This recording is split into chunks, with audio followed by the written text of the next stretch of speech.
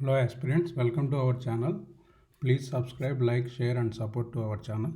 Okay, మనం జాగ్రఫీలో chapter 1లో ఏవైతే అంశాలు డిస్కస్ చేసామో దానికి సంబంధించిన కొన్ని బిట్స్ మనం ఇక్కడ ప్రాక్టీస్ చేద్దాము. సో మొదటగా భారతదేశంలో ఎన్ని రాష్ట్రాలు లేదా కేంద్రపాలిత ప్రాంతాలు 2 కంటే ఎక్కువ అంతర్జాతీయ సరిహద్దును కలిగి ఉన్నాయి? అంటే దీని అర్థం ఏంటంటే 2 కంటే ఎక్కువ అంటే మూడు దేశాలతోటి అంతర్జాతీయ సరిహద్దు కలిగినటువంటి రాష్ట్రాలు ఏవి? ఇవి ఆల్రెడీ మనం డిస్కస్ చేసాము. ఐ థింక్ చాప్టర్ 1Aలో డిస్కస్ చేసాము. సో ఎన్ని ఉన్నాయండి అవి? 4. ఏంటివండి అవి 4? So the answer is D. ఆ 4 ఏంటివండి? సిక్కిం,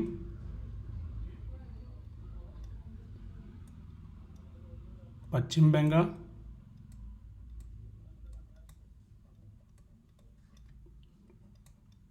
అరుణాచల్ ప్రదేశ్, లదాఖ్. సో సిక్కిం వేటితోటి బౌండరీ కలిగి ఉన్నదండి? భూటాన్, నేపాల్, చైనా. అలాగే పశ్చిమ బెంగాల్, బంగ్లాదేశ్, భూటాన్, నేపాల్. Arunachal Pradesh, China, Bhutan, Myanmar.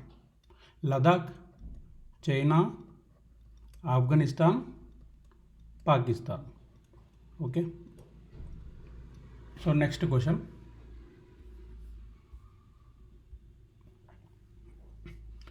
భారతదేశంలో ఏ రాష్ట్రం గరిష్ట రాష్ట్ర సరిహద్దులను తాకింది? అంటే దీని అర్థం ఏ రాష్ట్రం ఎక్కువ రాష్ట్రాలతోటి బౌండరీ కలిగి ఉంది. ఇది మనం ఆల్రెడీ డిస్కస్ చేసాము.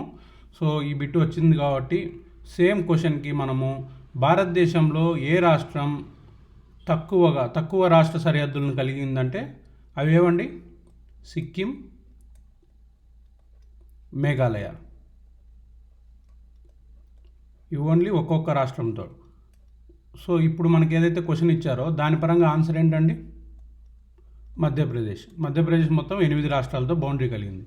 ఒకవేళ మధ్యప్రదేశ్ లేకుండా ఆప్షన్స్లో నెక్స్ట్ అస్సాం గిన ఉంటే అస్సాం ఇవ్వాలి. సో ఆప్షన్స్ బట్టి అప్పుడు క్వశ్చన్ ఎలా మారుస్తారంటే ఈ కింది వాణిలో ఏ రాష్ట్రం గరిష్టంగా రాష్ట్ర సరిహద్దులు తాకింది అనేది ఇస్తారు. సో అస్సాం వచ్చి 7 రాష్ట్రాలతో సరిహద్దును కలిగింది కాబట్టి ఇక్కడ ఆన్సర్ వచ్చి మధ్యప్రదేశ్. సో మీరు ఒకసారి ఏంటంటే ఎప్పుడైనా ఏదైనా చాప్టర్ చదివేటప్పుడు కొన్ని బిట్స్ మీరు ప్రాక్టీస్ చేసినారంటే మీరు మళ్ళీ డిసప్పాయింట్ అవ్వకూడదు ఆన్సర్ తెలియలేదని. సో బిట్స్ ఎలా అడుగుతున్నారో తెలిసినప్పుడు మళ్ళీ ఆ టాపిక్లోకి వెళ్ళి మీరు చదువుకోవాలి. అంటే ఈ విధంగా బిట్స్ అడుగుతున్నాడు అలా మీరు చదివినప్పుడు అయితే మీకు కొంచెం ఇంట్రెస్ట్ అనేది బాగా పెరుగుతుంది. మీరు 10 బిట్లలో 4 ఆన్సర్ చేసినా కూడా ఇట్స్ ఓకే. ఆ 6 ఆన్సర్ ఎందుకు చేయలేదు? ఆ టాపిక్ మేబీ మీరు చదవకపోయి ఉండొచ్చు, లేదంటే చదివి మర్చిపోయి ఉండొచ్చు. మళ్ళీ రివైజ్ చేస్తారు ఎలా అడుగుతున్నారు బిట్స్. సో ఈ పాయింట్ను బిట్గా అడుగుతున్నారు కాబట్టి మళ్ళీ డబల్, త్రిబుల్, 4-5 టైమ్స్ కంఠస్థం చేస్తారు. సో ఒకసారి సాధన అనేది స్టార్ట్ చేశారంటే ఈజీగా అయిపోతుంది. సో నెక్స్ట్ బిట్, పాక్ జలసంధి వేటి మధ్య ఉంది? ఇది కూడా మనం డిస్కస్ చేసాము. పాక్ జలసంధి అంటారా మనం పాకిస్తాన్ పోతాం కావచ్చు. సో అట్లా కాదండి. సో ఆన్సర్ వచ్చి భారతదేశము మరియు Sri Lanka. Next question, Andaman group of ద్వీపాలు మరియు నికోబార్ ద్వీపాలని ఏ అక్షాంశం ద్వారా వేరు చేయబడ్డాయి? ఇది మనం ఆల్రెడీ డిస్కస్ చేసాము. అండమాన్లు ఎలా ఉంటాయి? ఇది north Andaman, middle Andaman, little Andaman.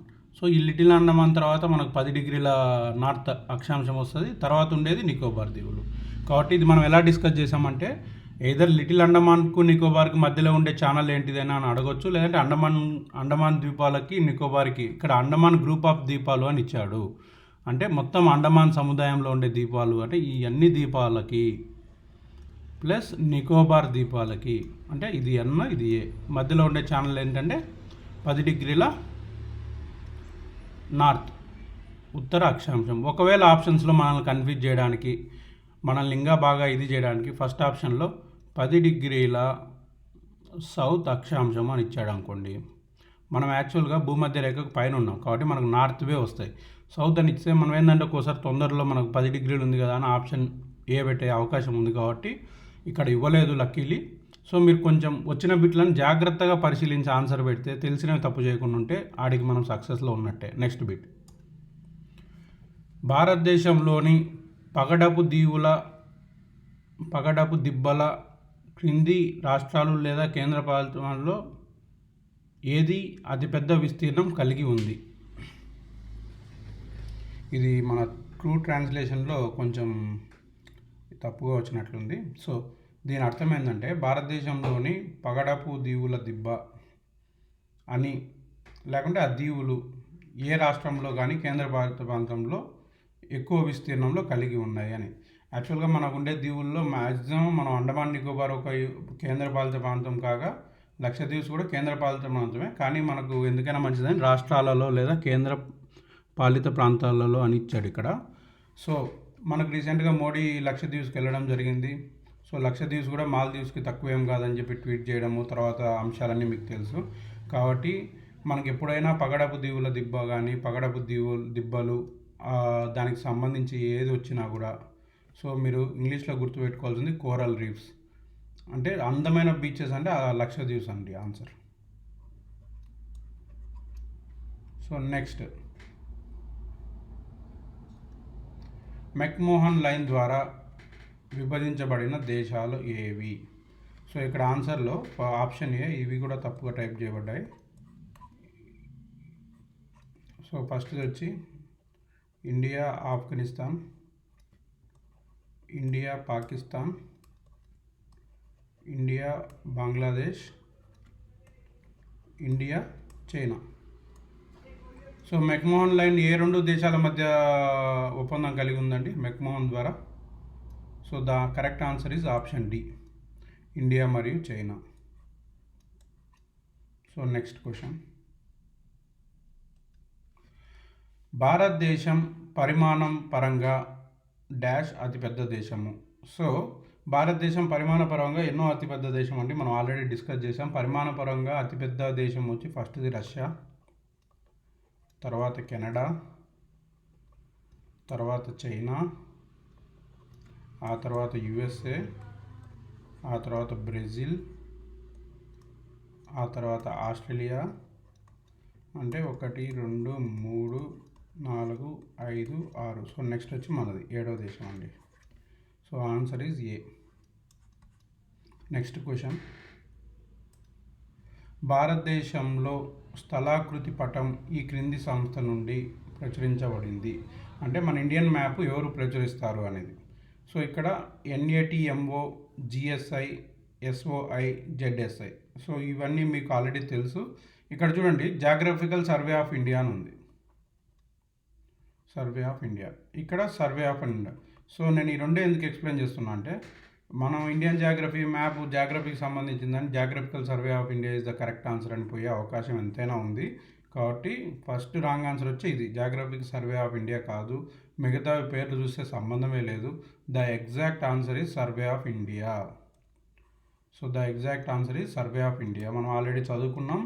2 November 2019న ఈ ఏదైతే జమ్మూ కాశ్మీర్ రాష్ట్ర పునర్విభజన చట్టం ప్రకారము జమ్మూ కాశ్మీర్ని ఒక కేంద్రపాలిత ప్రాంతంగాను మరియు లదాఖ్ని ఇంకొక కేంద్రపాలిత ప్రాంతంగాను కొత్త మ్యాప్ విడుదల చేయడం జరిగింది. సో మనం అది ఆల్రెడీ డిస్కస్ చేసాము. నెక్స్ట్ క్వశ్చన్, భారతదేశంలోని క్రింది వాటిలో భూటాన్తో సరిహద్దు పంచుకోని రాష్ట్రం ఏది? సో మీకు ఇప్పుడు ఈ క్వశ్చన్ అడుగుతానే మీకు గుర్తు రావాల్సింది సిక్కింకి ఇటు సైడ్ నేపాల్, అటు సైడ్ భూటాన్. సో ఇలా ఉన్నప్పుడు అరుణాచల్ ప్రదేశ్ ఎక్కడ ఉంటుందండి? ఇక్కడ ఉంటుంది, పంచుకుంటుంది. అస్సాం ఎక్కడ ఉంటుందండి? ఇక్కడ ఉంటుంది, సో పంచుకుంటుంది. తర్వాత మనకంటే ఇక్కడ నేను రాంగ్ కొడతాను, ఎందుకంటే మన ఆన్సర్ ఏమండి అంటే పంచుకోని రాష్ట్రం. ఓకే, ఈ రెండు కాదు. తర్వాత సిక్కిం ఆల్రెడీ పంచుకుంటుంది, సో ఇది కూడా wrong. The exact answer is Bihar. So Bihar is the correct answer, ఇది పంచుకోదు. ఓకే, నెక్స్ట్ క్వశ్చన్, భారతదేశంలోని క్రింది ఏ ప్రాంతంలో అటోల్స్ రింగ్ ఆకారంలో ఉన్న ద్వీపం సాధారణంగా కనిపిస్తాయి? సో రింగ్ ఆకారంలో ఉన్న ద్వీపాలన్నా కోరల్ రీఫ్స్ అన్నా అంటే ముత్యపు దిబ్బలు అవి చదివి నెక్స్ట్ చూసాం కదా పగడపు దిబ్బలు. సో మనకి పగడపు దిబ్బలు. సో అదన్నా లేదు మనకు రింగ్స్ ఆకారంలో ఉన్నటువంటి ద్వీపాలు ఎక్కడ కనపడతాయన్నా దానికి ఆన్సర్ వచ్చి Lakshadweeps. So the correct answer is Lakshadweeps. So ఇలాంటి కొన్ని ఏదన్నా మనకు లెసన్లో కవర్ కానీ ఇట్లా బిట్స్ వచ్చినప్పుడు గుర్తుపెట్టుకోండి. 1-2 సార్లు అదే బిట్ మీరు గుర్తుపెట్టుకున్నారంటే మిగతా ఆప్షన్స్ కూడా మీరు గమనించుకోవాలి. సో ఇక్కడ మనకు ఈ సుందర్బన్స్ కానీ రామేశ్వరం కానీ వీటికి సంబంధం లేదు. Lakshadweeps is the answer. So next కూడా అట్లా మీరు ఆప్షన్స్ కూడా ఏమి ఇచ్చారనేది గమనించుకోవాలి. నెక్స్ట్ క్వశ్చన్, క్రింది వానిలో ఏది అండమాన్ మరియు నికోబార్ దీవులలో ఎత్తైన శిఖరం? ఇది మనం ఆల్రెడీ డిస్కస్ చేసాము. ఆ ఎత్తైన శిఖరం ఎక్కడ ఉందండి? ఉత్తర Andaman. So the correct answer is saddle శిఖరం. 736 మీటర్లు ఎంత ఉంది ఎగ్జాక్ట్ అప్రాక్సిమేట్లీ. ఐ థింక్ మ్యాప్లో ఏమో 724 ఉందండి. ఒకసారి మీరు చూసుకోండి. రీసెంట్ జాగ్రఫీ మన సర్వే ఆఫ్ ఇండియా మ్యాప్ ప్రకారం చూసుకోండి. ఇదేం అడగరు హైట్ అనేది. అడిగినా దాని దగ్గరికి అయితే ఏమి ఇవ్వరు. 736, 734, 732, 738 ఇలాంటి ఆప్షన్స్ అయితే ఇవ్వరండి. ఇలాంటి ఆప్షన్స్ ఎక్కడ ఇస్తారంటే మీకు మెంటల్ అబిలిటీలో ఇస్తారు. ఏదైనా క్వశ్చన్ ఇచ్చినప్పుడు దానికి ఇప్పుడు ఆన్సర్ సపోజ్ 16 అనుకోండి, దానికి బై 2 చేస్తే 8, తర్వాత ఇంటూ 2 చేస్తే 32, దానికి మళ్ళీ మల్టిపుల్ ఒక 4. ఇలాంటి మీకు మెంటల్ అబిలిటీలో కానీ ఇలాంటి క్వశ్చన్స్ అడిగే అవకాశం ఉంది, పక్కకు దగ్గర. సో ఇలాంటి అప్పుడు మనకు పక్కన రావు. కాబట్టి మీరు ఆ మీటర్స్ అనే దాని గురించి పెద్ద వరి అవ్వని అవసరం లేదు. Okay, next bit. So next క్వశ్చన్కి వచ్చేసరికి, భారతదేశానికి ఏ దేశంతో అతి పొడవైన అంతర్జాతీయ సరిహద్దు ఉంది? సో దీన్ని మనం డిస్కస్ చేసామంటే అంతర్జాతీయ సరిహద్దులు డిస్కస్ చేసేటప్పుడు మనం ఒక ఆర్డర్లో డిస్కస్ చేసాము. దాంట్లో ఆన్సర్ మీరు చెప్పాలి. ఫస్ట్ వచ్చి బంగ్లాదేశ్, తర్వాత చైనా తోటి, తర్వాత పాకిస్తాన్. సో ఇలా ఆర్డర్ డిస్కస్ చేసాం. బంగ్లాదేశ్ ఆల్మోస్ట్ 4000+ కిలోమీటర్స్ అండి. సో ఇది 3300 సంథింగ్ ఉంటుంది, 3400 సంథింగ్, 3300. ఈ రెండింటి మధ్య సంథింగ్ 150 కిలోమీటర్స్ వ్యత్యాసమే ఉంటుంది. కాబట్టి so India has longest international border with which country అంటే Bangladesh is the right answer. So next question. So మీకు ఏమైనా డౌట్స్ ఉంటే కామెంట్ సెక్షన్లో పెట్టండి. సో దానికి తగ్గట్టు నేను నెక్స్ట్ ఏదన్నా క్లియర్ చేస్తాను. ఈ క్రమంలో అంతర్జాతీయ సరిహద్దులు లేని భారతదేశంలో ఉత్తర, దక్షిణ, తూర్పు మరియు పశ్చిమ భూపరివేష్టిత రాష్ట్రాలు ఏవి? సో మొదటగా భూపరివేష్టిత రాష్ట్రాలన్నీ మనం రాసుకుందామండి. మధ్యప్రదేశ్, ఛత్తీస్గఢ్, జార్ఖండ్, హర్యానా, తెలంగాణ. ఓకే, సో ఇప్పుడు మనకేం అడిగాడు? ఉత్తరము, దక్షిణము, తూర్పు, పడమర. సో దక్షిణం అనగానే కళ్ళు మూసుకొని మనకి ఏమొస్తుంది? తెలంగాణ. ఓకే, ఇక్కడ ఇచ్చిన ఆర్డర్ ప్రకారం. సో ఫస్ట్ ఉత్తరం అడిగాడు కదా. సో ఉత్తరం అనగానే మనకు ఈ ఉండే 5 స్టేట్లలో ఏది ఉందండి మెయిన్గా ఉత్తరం సైడ్గా? సో మీరు మ్యాప్ ఐడియా ఉండే వాళ్ళైతే ఈజీగా హర్యానా అని చెప్తారు. సో హర్యానా ఫస్ట్ వస్తుంది. తర్వాత దక్షిణం సైడ్ అంటేనే మనకు చెప్పనవసరం లేదు, మన తెలుగు రాష్ట్రమైనటువంటి తెలంగాణ. సో నెక్స్ట్ తూర్పు సైడ్ ఏది ఉందండి? ఛత్తీస్గఢ్, జార్ఖండ్. సో జార్ఖండ్. ఆ తర్వాత పశ్చిమం సైడ్ సో మధ్యప్రదేశ్. సో జార్ఖండ్కి మధ్యప్రదేశ్కి మధ్యలో ఛత్తీస్గఢ్ ఉంటుంది కాబట్టి ఛత్తీస్గఢ్ రాదు. So Madhya Pradesh. So answer is Haryana, Telangana, Jharkhand, Madhya Pradesh. Haryana, Telangana, Jharkhand, Madhya Pradesh. This is the correct answer. చూసారండి, మనకు ఆల్రెడీ భూపరివేష్టిత రాష్ట్రాలు తెలిసి కూడా ఇలాంటి వాటికి ఆన్సర్ పెట్టాలంటే మ్యాప్ మీద క్షుణ్ణమైనటువంటి ఐడియా ఉండాలి. సో అది ఈజీనే, పెద్ద కష్టమేం కాదు. మీరు ఒక బాగా 2-3 సార్లు మ్యాప్ గీయడం కానీ చూడడం కానీ బాగా ప్రాక్టీస్ చేస్తారు. భారతదేశం శ్రీలంక నుండి దేని ద్వారా వేరు చేయబడుతుంది? సో పాక్ జలసంధి, 9 డిగ్రీల ఛానల్, 10 డిగ్రీల ఛానల్, డోవర్ స్ట్రైట్. సో ఇక్కడ 10 డిగ్రీల ఛానల్ అంటే దేనికండి? అండమాన్ మరియు నికోబార్కి సంబంధించినది. సో 9 డిగ్రీల ఛానల్ కూడా మనం చూసాము. మిన్నికాయ దీవిని ఇంకొక దీవి ఏదో దాని రెండింటిని వేరు చేస్తుంది. ఒకసారి అది కూడా జాగ్రత్తగా చూసుకోవాలి. తర్వాత భారత్ని మరియు పాక్ని వేరు చేసేది వచ్చి పాల్క్ జలసంధి, Palk strait. Answer is A. So మనం ఈ 9 డిగ్రీ ఛానల్ గురించి కూడా మనం డిస్కస్ చేసాం క్లాస్లో, ఒకసారి చూడాలి. నెక్స్ట్, వాయువ్యంలో భారతదేశం తన భూసరిహద్దుని ఏ దేశంలో పంచుకుంటుంది అంటే నార్త్ వెస్ట్. సో ఇది నార్త్, ఇది వెస్ట్. మనం చెప్పనవసరం లేదు, నార్త్ వెస్ట్లో ఏముందండి మనకు, ఒకటి పాకిస్తాన్, ఇక్కడ ఆఫ్ఘనిస్తాన్. సో ఆఫ్ఘనిస్తాన్ లేదు కాబట్టి ఆన్సర్ ఈజ్ పాకిస్తాన్. నెక్స్ట్, రెండు ఉండేలాగా ఇవ్వరు. ఒకవేళ రెండు ఉండేలాగా ఇస్తే మనం ఇంకా మ్యాప్ క్షుణ్ణంగా చూసుకొని ఇటు పాకిస్తాన్ ఇటు ఇది ఉంది కాబట్టి ఇంకా ఆఫ్ఘనిస్తాన్ ఇటు వస్తుంది కాబట్టి ఒకవేళ ఆఫ్ఘనిస్తాన్ ఆన్సర్ అవుతుంది. సో ఇక్కడ మనకు ఒకటే ఇచ్చాడు కాబట్టి Pakistan is the correct answer. Next question, క్రింది వాణిలో భారతదేశం యొక్క పొరుగు దేశం ఏది భూపరివేష్టిత దేశం కాదు? నేను ఆల్రెడీ చెప్పాను, భూపరివేష్టిత దేశాలు ఎక్కువగా ఉండేది ఆఫ్రికా, 16 ఎన్నో ఉన్నాయి. తర్వాత మన ఏషియాలో 10 ఉన్నాయి, యూరోప్లో 11 ఉన్నాయి, మన ఆసియా ఖండంలో 10 ఉన్నాయి. ఈ 10 గుర్తుపెట్టుకోండి, ఎందుకైనా మంచిది అడుగుతారని చెప్పాను. ఆ 10లో ఒకటి భూటాన్ ఉంది,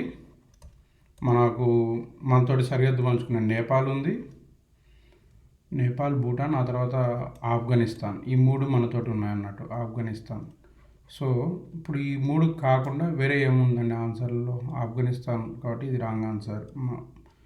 మనకు విచ్ ఈజ్ ద భారతదేశం యొక్క పొరుగు దేశం ఏది భూపరివేష్టితం అంటే ఇది భూపరివేష్టితమే, ఇది భూపరివేష్టితమే, ఇది భూపరివేష్టితమే. So answer is Myanmar. ఎందుకంటే మయన్మార్కి ఇటు సైడ్ బీచ్ ఉంటుంది కదా కిందకి. నెక్స్ట్, భారతదేశం యొక్క ప్రాదేశిక పరిమితి తీరం నుండి ఎన్ని నాటికల్ మైళ్ళు లేదా కిలోమీటర్లు సముద్రం వైపు విస్తరించి ఉన్నది? ఇది మనం ఆల్రెడీ డిస్కస్ చేసామండి. ప్రాదేశిక జలాలు అంటే ఏంది, పొడిగింపు జలాలు అంటే ఏంది, ఉమ్మడి ఆర్థిక మండలి అంటే ఏంది. సో ఇది ఆల్రెడీ డిస్కస్ చేసాము. The correct answer is 12 nautical మైళ్ళు.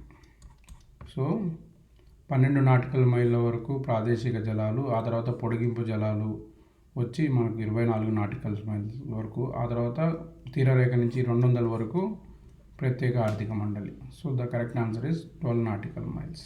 నెక్స్ట్ క్వశ్చన్,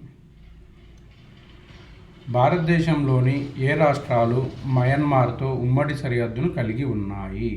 సో మయన్మార్ ఎక్కడ ఉంటుందండి? ఇది సిక్కిము, ఆ తర్వాత ఇట్లా వస్తే ఇది అరుణాచల్ ప్రదేశ్, తర్వాత చెప్పాలి నాగాల్యాండ్, ఆ తర్వాత మణిపూర్, ఆ తర్వాత మిజోరాం. సో ఇట్లుంటాయి కదా. సో ఫస్ట్ అరుణాచల్ ప్రదేశ్ తోటి, తర్వాత నాగాల్యాండ్ తోటి, తర్వాత మణిపూర్ తోటి, తర్వాత మిజో. సో మనకి 4 ఎక్కడ ఉన్నాయండి? అరుణాచల్ ప్రదేశ్, నాగాల్యాండ్, మణిపూర్, మిజోరాం. కరెక్ట్గా ఆర్డర్లో ఇచ్చాడు. Answer is A. సో ఇవ్వండి ఈరోజు కొన్ని క్వశ్చన్స్. సో మీకు ఇలా వీడియోస్కి నా నచ్చితే ఇలా ఈచ్ అండ్ ఎవ్రీ టాపిక్కి నేను కొంచెం టైం తీసుకొని మీకు ఆ టాపిక్ ఏదైతే నేను అప్లోడ్ చేస్తానో ఆ తర్వాత ఇలాంటి బిట్స్ బోత్ ఇంగ్లీష్ మీడియం మరియు తెలుగు మీడియంలో ఇస్తాను. ఇది ఒక ఏపీపీఎస్సీ ఎగ్జామ్ గ్రూప్ 2కి సంబంధించినవి మాత్రమే కాదు, మీకు హై లెవెల్ ఎగ్జామ్స్ ఎస్ఎస్సి కావచ్చు, బ్యాంకింగ్ కావచ్చు, ఆర్ఆర్బీ కావచ్చు, గ్రూప్ 1 కావచ్చు, అన్నిటికీ సంబంధించినవి. సో మెయిన్గా ఏదైతే సెంట్రల్ నుంచి తీసుకుంటున్నాను, ఎందుకంటే ఇండియన్ జాగ్రఫీ, ఏపీ జాగ్రఫీకి కంపల్సరీ మన ఏపీపీఎస్సీ ప్రీవియస్ బిట్స్ నుంచే తీసుకోవాలి. So Indian geography related Andaman Nicobars కానీ, స్టేట్స్ కానీ, యూనియన్ టెరిటరీస్ కానీ, ఇవి మొత్తం ఇండియన్ జాగ్రఫీకి సంబంధించినటువంటి పర్వతాలు కావచ్చు, నదులు కావచ్చు, సరస్సులు, ఐలాండ్స్, ఏవైనా మొత్తం పరిశ్రమలు కావచ్చు, అవన్నీ మనం సెంట్రల్ బుక్స్ నుంచి తీసుకోగలిగితే ఏ టైప్ ఆఫ్ క్వశ్చన్స్ అడుగుతున్నారు, మనకు ఇంకా సబ్జెక్ట్ మీద మంచిగా ఇంట్రెస్ట్ వచ్చి దాన్ని వేరే పలు రకాలుగా చదవడం అనేది జరుగుతుంది. అంటే ఇలా క్వశ్చన్ అడగవచ్చు, ఇలా అడగవచ్చు. అలా చదివినప్పుడు ఏంటంటే మనకు సబ్జెక్ట్ మీద ఇంట్రెస్ట్ వస్తుంది. ఆ ఇంట్రెస్ట్ ఏమవుతుందంటే not only geography, remaining subjects కూడా మనం అలాగనే ప్రిపేర్ అవ్వడం వల్ల మనకు కంపల్సరీ సక్సెస్ అనేది మన ఈజీగా ఉంటుందండి. సక్సెస్ అవుతారు. అది నా యాక్చువల్గా మనకు ఒక ప్రాక్టీస్ ఏదైతే ఉందో మనం ఈ పద్ధతిగా చేస్తే కంపల్సరీ హార్డ్ వర్క్ తోటి మీరు సక్సెస్ అవుతారు. So thank you very much. Please support our channel.